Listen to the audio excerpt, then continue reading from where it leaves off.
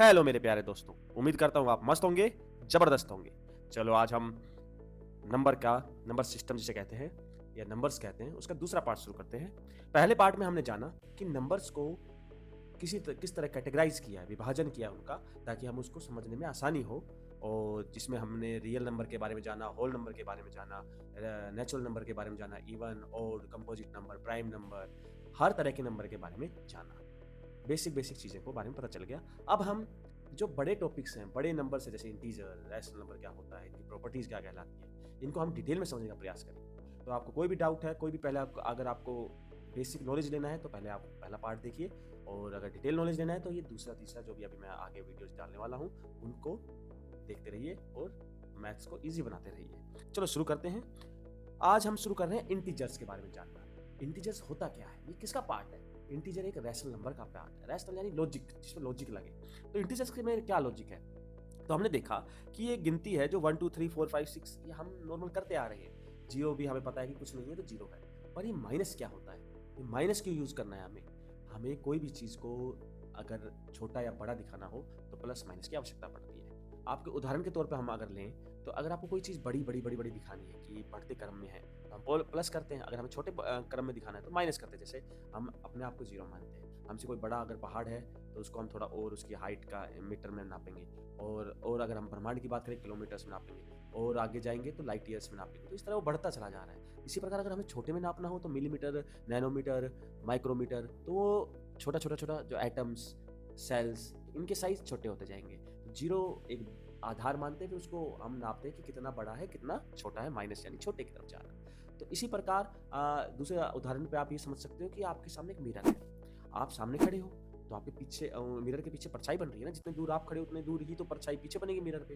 तो यानी मिरर एक जीरो मानो। आप आगे खड़े हो तो आप पॉजिटिव साइड खड़े हो, तो पीछे की साइड क्या कहलाओगे? आपको नेगेटिव, यानी आपके ही अपोजिट डायरेक्शन में खड़ा है। तो ये तो नॉर्मल समझने की चीज़ है कि जितना ऊपर है उतना ही नीचे है। चाहे वो पानी के आप वो दिखा दो कि पानी की कितना डेप्थ है या हम कितना ऊंचा है ऊपर। सी लेवल्स को भी हम इसी तरह नापते हैं। तो इंटीजर हर जगह काम आता है। तो अभी हम इसमें कुछ चीज़ें हम ध्यान देने की चीज़ है। पहली चीज़ ये, इसके बारे में तो सबको पता है। ये थोड़ा कॉम्प्लिकेटेड मामला हो जाता है। क्यों? क्योंकि देखो, एक सबसे पहला रूल ये कहता है कि जितना बड़ा नंबर होगा इसमें और उसके आगे माइनस लगेगा, जैसे 28, अगर उसके आगे माइनस लग गया तो छोटा नंबर उसके आगे माइनस, यानी ये देखो जीरो के पास ये ज़्यादा नज़दीक है, ये ज़्यादा दूर जाएगा, तो ये -1 बड़ा होगा -28 से। माइनस का मतलब है, जब यहाँ देखते हैं तो हमें पता है कि 28 1 से बड़ा है, और माइनस का लगते ही मतलब उसका उल्टा होना। तो यानी हमें पता चल गया कि कौन सा -1 बड़ा होगा -28 से। एक ये बात ध्यान रखना। अब आपके पास दूसरा सवाल आएगा कि जीरो क्या है, पॉजिटिव माने या नेगेटिव? तो जीरो को हम ऐसे कैसे छोड़ देते हैं? इसको बोलते हैं कि आप ही तो हमारा आधार हो, तभी हम पॉजिटिव और नेगेटिव के बीच का आधार आप हो। तो आप ना पॉजिटिव कहलाओगे ना नेगेटिव कहलाओगे। जीरो ना पॉजिटिव है ना नेगेटिव है। तो ये एक बेसिक नॉलेज था कि इंटीजर क्यों यूज होता है हमारे पास, क्यों जरूरी है इसको पढ़ना। अब देखते हैं डिटेल में इसके रूल्स क्या कहलाते हैं, ताकि हमें थोड़ा और क्लियरिटी आए। ये हमारे सामने कुछ रूल्स हैं, तो इसको समझने का प्रयास करते हैं। पहला तो ये बचपन से हम करते आ रहे हैं कि माइनस करना है। हमें 7 में से 3 गए तो क्या बच गया? 4 बच गया। नॉर्मल सी बात है, इसमें कोई ऐसा रॉकेट साइंस नहीं है। नॉर्मल, हमने 7 में से 3 गए, 4 बचे। तो अगर इसको हम नंबर लाइन में दिखाना चाहें, ये हमारा 7 है, इसमें से 3 गए, 1 गया, 2 गया, 3 गया, कितना बच गया? 4, यानी जीरो से आगे 4 है। हमेशा याद रखना, माइनस यानी हम पीछे की तरफ जा रहे हैं, प्लस यानी हम आगे की तरफ, मतलब पॉजिटिव। हमें पता है ना, पैसे बढ़ रहे हैं तो यानी ज्यादा हो रहे हैं, तो वही चक्कर है। तो कदम आप पीछे की जाओ, आगे की तरफ जाओ। तो ये एक तरफ नंबर सिस्टम में भी आप समझ सकते हैं। इसी प्रकार यहाँ पर देखिए, इसको आप ये याद रख सकते हो कि ये कुछ नहीं है दोनों साइन के बीच में, तो मल्टीप्लाई कहलाता है। माइनस माइनस क्या होगा? प्लस, जो कि हम आगे पढ़ेंगे। तो यहाँ पर क्या होगा? 7 + 3 10 हो जाएगा। आप बोलोगे ये कैसे हुआ, हम इसको थोड़ा समझाइए। तो हम वापस मैं कहता हूँ कि मैं यहाँ खड़ा हूँ, 7 पे खड़ा हूँ। अब 7 पे खड़ा हूँ तो बोला कि माइनस, तो माइनस यहाँ पर हम है, तो माइनस का मतलब मैंने बताया था पीछे जाना है। अब वो बोला मैं जहाँ जा रहा था, तो ये बोला माइनस का -3, यानी पीछे का भी पीछा। पीछे का अपोजिट क्या होगा? वापिस उल्टा। तो यानी 3 पे हम यहाँ जाना था, पर माइनस और करना है, तो फिर हम आगे की तरफ चलेंगे। तो यही हमें डायरेक्शन याद रखनी है कि माइनस का मतलब होता है हमें उल्टा डायरेक्शन में जाना है जहाँ पर भी जा रहे हैं। तो एक और माइनस लग गया तो इसके अपोजिट डायरेक्शन में वापस जाना पड़ेगा, तो मतलब कैंसिल आउट हो जाएगा, माइनस का रो प्लस बन जाएगा। तो इसी प्रकार ये 7 प्लस बन के 3 हो जाता है, 7 + 3 = 10। इसी प्रकार हम यहाँ पर भी आएंगे, वही माइनस माइनस, तो यही फंडा यहाँ पर आएगा। अब ये चीज़ नहीं है हमारे लिए कि 3 में से 7 गए। अभी तक हम बड़े नंबर से छोटा नंबर निकाल रहे थे, अब छोटे से बड़ा कैसे निकाले? कोई आपसे पूछे कि भाई आपके पास 7 टॉफी है, मुझे 3 दे दो, तो वो आसानी से दे देगा। अब आपको बोले कोई आपके पास 3 टॉफी है भाई, उसमें 7 दो, कैसे दे पाओगे? जब आपके पास 3 ही टॉफी है तो 7 कैसे दे पाओगे? तो यही चक्कर है। तो अब इसमें कैसे करोगे? इसके 2 मेथड बताऊंगा, पहले नंबर लाइन से समझ लेते हैं, क्योंकि इंटीजर है, नंबर लाइन तो होगी। तो उसने बोला है हम 3 पे खड़े हैं। कहाँ खड़े हैं? 3 पे खड़े हैं। और बोला -7, यानी मैंने बोला था माइनस यानी उल्टा जाना है।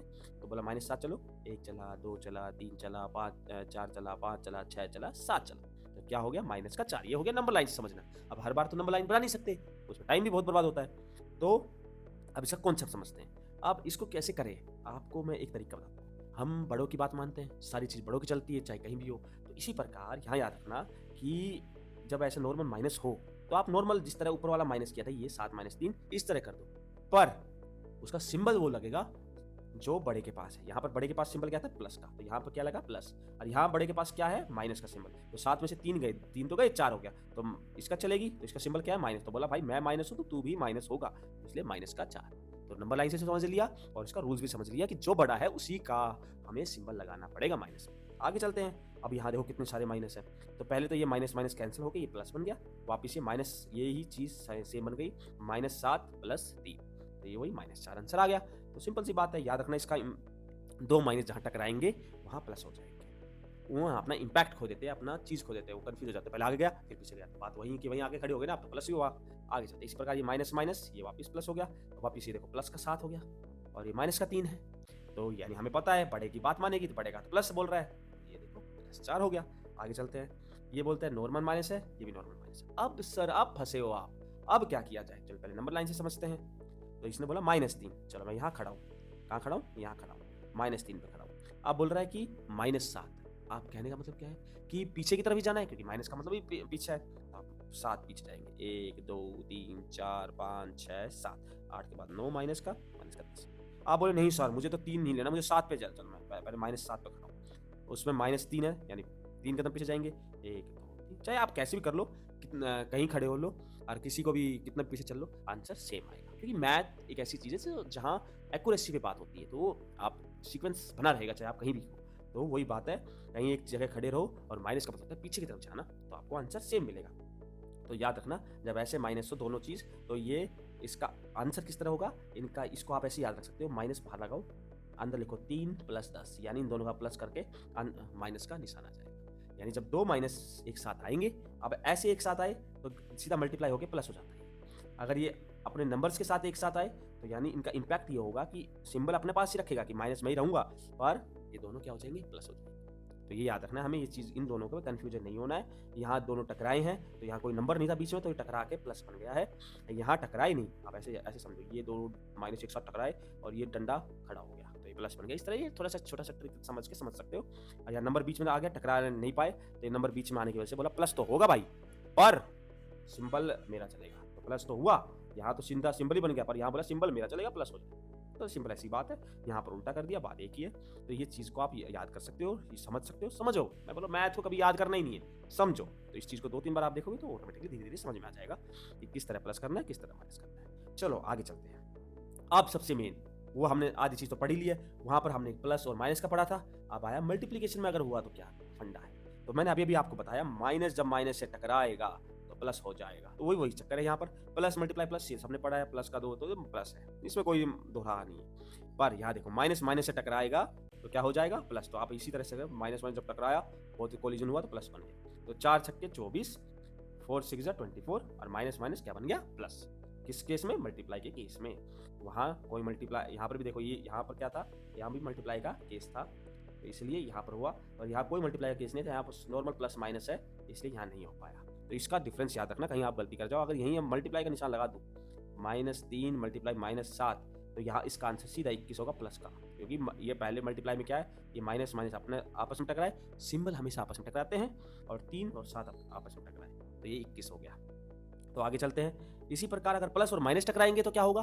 तो अभी सीधी बात है, अब आपको और उदाहरण देता हूँ। ये मैंने क्या कहा था अभी कि प्लस और माइनस 2 मल्टीप्लाई 3, तो ये सिंबल आपस में टकराएंगे, माइनस प्लस और 2 3, ये तो 6 हो गया। चलो ये आपस में टकराएंगे तो क्या होगा? अब ये आया, इसने हटा के, ये एक डंडा जो खड़ा था, जब वो खुद खड़ा हो सकता है, तो यहाँ पर क्या है? नॉर्मल। ये जब टकराएंगे तो क्या बन जाएगा? माइनस। याद रखना। अब इसको आप इस रूल को हमेशा, ये बहुत ज़्यादा इंपॉर्टेंट रूल है। प्लस और माइनस जब टकराएंगे तो क्या होगा, नेगेटिव ही होगा। तो याद रखना, पॉजिटिव पॉजिटिव सबको याद है, ये तो कोई टेंशन नहीं है। माइनस माइनस जब दोनों सेम एक जैसे होंगे तो पॉजिटिव हो जाएगा, और जो अलग अलग होंगे तो नेगेटिव होगा। भाई अलग अलग नहीं होना चाहिए, एक तरह का आदमी होना चाहिए, सीधी बात है। तो ये चक्कर है, ये आपको छोटे से रूल्स है, इसमें ये दो याद रखने की चीज़ है, और इसमें ये लास्ट की चीज़ याद रखने की चीज़ है। इसको आप थोड़ा धीरे धीरे देखोगे तो समझ में आएगा, प्रैक्टिस डालोगे क्वेश्चंस तो और भी आसानी से समझ में आ जाएगा। तो इसमें ऐसी कोई बड़ी बात नहीं है, तो 2-3 बार इसको देखोगे तो ईजिली समझ में आएगा। इसी तरह मल्टीप्लाई और डिवीजन एक जैसी हैं तो इनका रूल भी एक जैसी हैं। तो सिंपल सी बात है, जैसे ये 6 है, 6/2 प्लस का प्लस, तो प्लस प्लस कट गया, कोई दिक्कत नहीं, हमें कुछ चाहिए ही नहीं। तो ये है तो 3 आ गया, कोई दिक्कत ही नहीं है, प्लस का 3 ही आएगा। यहाँ पर भी -9 -3 सेम है, सिंबल सिंबल कट गए, कोई सिंबल बचा ही नहीं। 3 9 तो 3 आ गया, कोई सिंबल बचा ही नहीं। यहाँ देखिए 8 4, वो भी माइनस का है, तो ये पहले कटा, 2 माइनस का कट नहीं पाया क्योंकि प्लस और माइनस दोनों एक दूसरे से सुलह नहीं मिला पाए।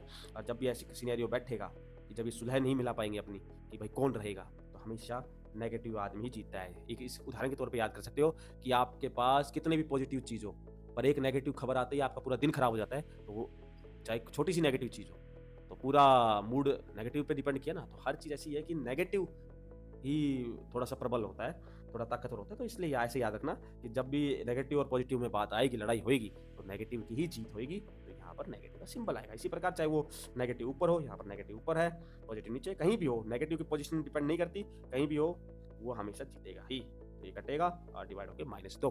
तो याद रखना, हमेशा जब भी पॉजिटिव और नेगेटिव की बात आएगी, हमेशा हमेशा नेगेटिव जीतेगा। हमेशा नेगेटिव के आप अपने आप पे ही ये मान के चल सकते हो, अपने आप को उदाहरण की हमारे पास नेगेटिव सोच ज़्यादा देर तक रहती है तो हमेशा नेगेटिव सोच जीतती है। इसी प्रकार यहाँ नेगेटिव सिंबल जीतेगा और हमेशा नेगेटिव आएगा। पर हाँ, जब 2 नेगेटिव विचार एक साथ आ जाएंगे तो हमारा दिमाग हैंग हो जाता है ना, अभी किसकी टेंशन लूँ, चल छोड़, मैं किसी की टेंशन लूँ। बहुत सारे नेगेटिव सोच आते थे यार, बहुत हो रहा है, बहुत दिमाग खराब हो रहा है, तो छोड़, मैं किसी की नेगेटिव ना लूँ।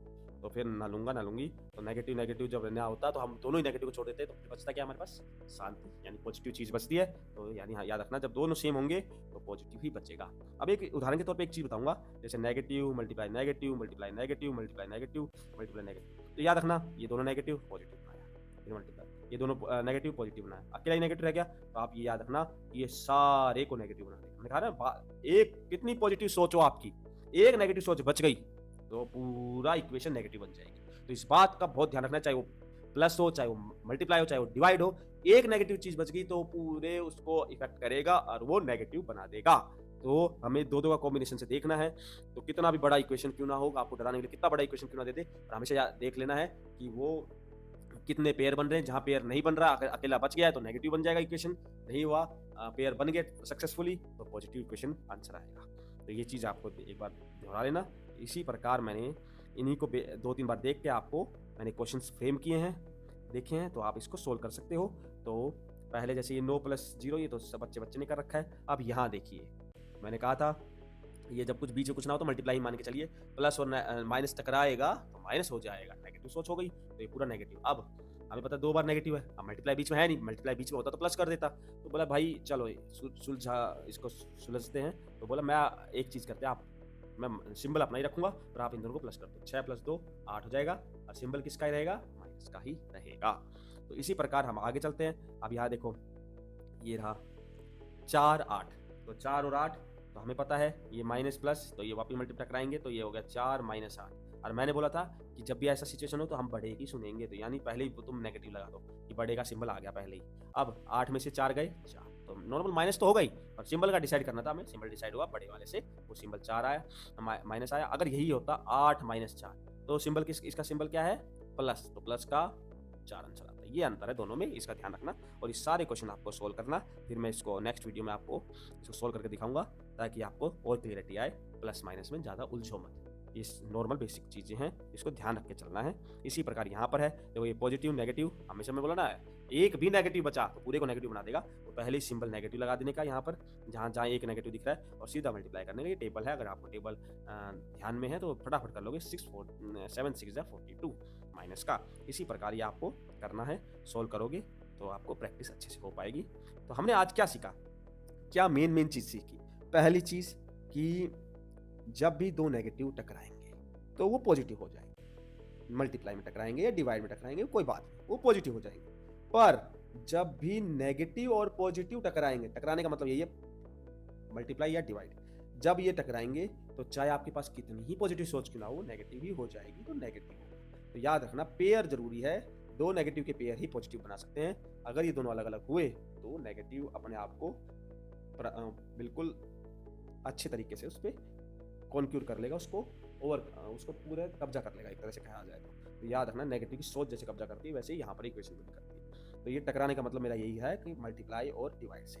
और इसी प्रकार नॉर्मल प्लस माइनस में तो यहाँ हम देखेंगे कि -3 -4, जैसे यहाँ पर भी टकरा नहीं रहे, यहाँ आपस में मिल रहे हैं दोनों। टकराने का मतलब है मल्टीप्लाई और डिवाइड, जब मिल रहे हैं तो मैं जब टकराने का बात है तो ये मल्टीप्लाई और डिवाइड, जब ये दोनों एक साथ मिलेंगे तब हमारा ये क्या करेंगे, बोलेंगे यार दो नेगेटिव आ गया।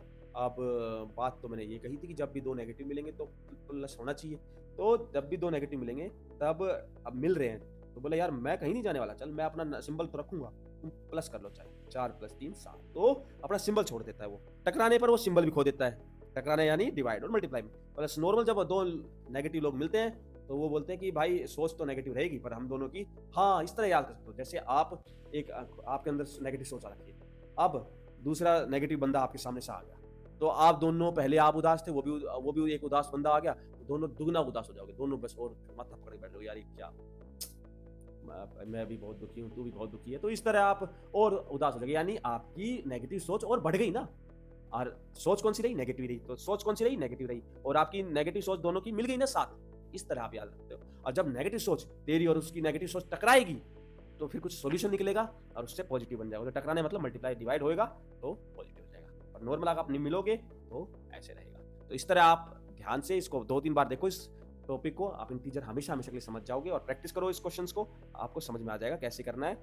ये ऐड और सब्ट्रैक्ट है और ये मल्टीप्लाई और डिवाइड है, तो इस तरह आप इसको करके समझ सकते हो, बहुत आसान है। ऐसा आप नहीं समझ मत डरो मत, बिल्कुल भी गलत होगा कोई दिक्कत नहीं है।